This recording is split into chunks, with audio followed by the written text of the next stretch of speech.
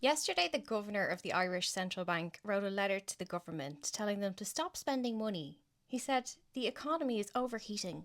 Ireland has €72 billion just sitting in a bank account. It's one of the only countries globally that has run a surplus for the last 4 years. Out of 191 countries globally, there are only 31 who are in surplus, and Ireland ranks 11th. The other countries with surpluses are overwhelmingly gas and oil exporters. Nearly every major economy on the planet is running a deficit. The US alone is running at -6. Ireland is extremely unusual, being a high-income country, a non-oil exporter, running a surplus over the last 4 years. Last year alone, Ireland collected 23 billion more than it spent. So what do you mean, overheating? 2025 again was another surplus of over €12 billion. Yet every year, the central bank writes a letter like this saying, do not spend money, you might not have it next year. But the money is here now, and it has been for years. The letter said Ireland is overheating.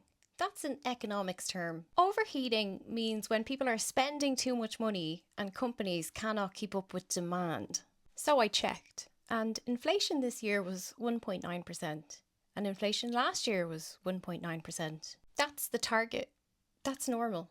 That's not overheating. Since 2021, prices in Ireland have gone up about 22%, but wages have gone up only 19%. Your pay went up, but your rent, food and bills went up faster. The central bank's own report from August says that 13% of workers are unemployed. That's the highest it's been in 4 years. Actually, the economy grew last year by 1.2%. That's not overheating. That's slow. The Construction Industry Federation published a report last May. This report says that Ireland has enough construction workers. There are 60,000 construction workers who are sitting idle. This is not enough work for them at the moment. The problem with the housing crisis, according to the construction industry, is that the government is not starting projects. Planning delays, legal delays, and a lack of political will is what's causing this bottleneck. So now these construction companies are sending their workers abroad because there's more work for them somewhere else. 72% of construction firms said they have little or no public works. The shortage in housing is not money, it's not workers, it's not space, and it's not demand. It's policy. The shortage is that the government refuses to build. The last time I spoke about the central bank in Ireland was about July, when there was 14,000 people who were homeless. Now that number is 17,000. 5,000 of those are young children. Meanwhile, over 600,000 people are waiting for a hospital appointment. Child poverty has doubled in 1 year, and there are over 1 million people in the country this morning who cannot afford basic goods. Meanwhile, our infrastructure crumbles. Ireland's roads, schools, hospitals and electricity are 25% below the average of an industrialised European nation. Public spending per person is also lower than the European average. We are not spending too much money. We are not spending enough. This RTE piece is repeating the standard central bank script. Ireland's economy is strong, it risks overheating, we cannot spend any money.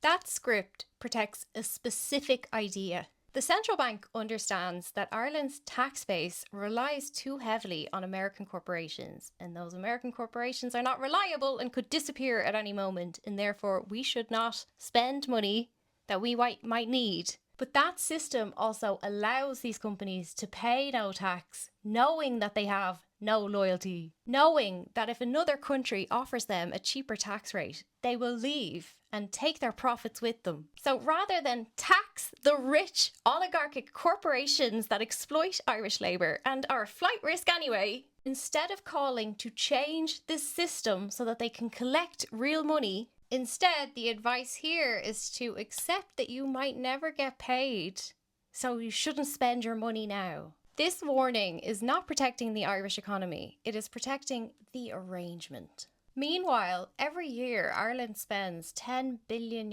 importing fossil fuels. That is close to 80% of our energy dependency is on external fossil fuel companies. Then, when fossil fuel prices spike, the Irish state steps in with emergency tax credits. Since 2021, that has meant over 2 billion in electricity tax credits and 1.2 billion in reduced fuel taxes. So first we pay the import bill, then we pay again to soften the shock of that import bill. The Irish government likes to conveniently forget its own geography a lot.